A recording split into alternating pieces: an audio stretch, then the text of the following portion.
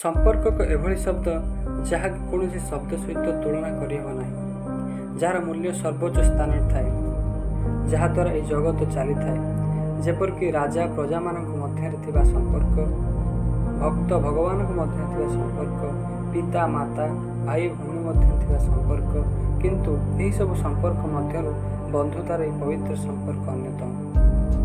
बंधुता किभली गढ़ी उठी थाए आम जान न, एक प्रकार खुशी, शक्ति, विश्वास, भरोसा एवं जदि उभयों प्रति टिके भल पाइबा किंबा उभय प्रति साहाय्यर मनोवृत्ति थाए, तेरे तुम जानिब जे तुम मध्य बंधुतार यह पवित्र संपर्कटी गढ़ी उठी।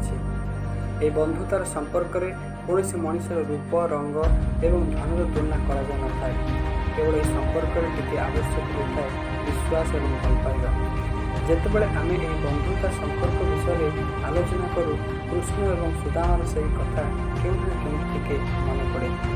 सेमानक मध्य थिबा सही भल पाइबा, विश्वास एवं भरोसा जोगु ही यह पवित्र संपर्कटी भूली गए ना।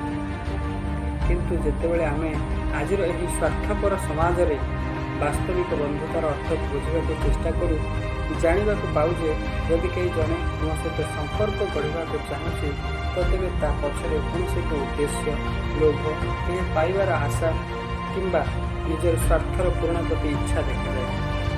से पवित्र संपर्कर मूल्य बुझीपारि न था, केवल निजर वास्तविक चेहरा को लोकलोचन को न आने मिथ्या अभिनय करिथाए।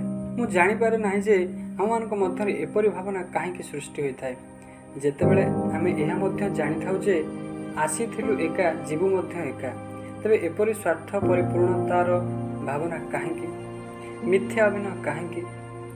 परिशेष में मुझे कहबी जे जदि प्रकृत में आमे ए बंधुतार संपर्क को घनिष्ठ एवं मजबूत करने को चाहूँ तेरे उभयों प्रति रेस्पेक्ट, भल पाइबा, विश्वास एवं भरोसा को दृढ़ करने पड़ो।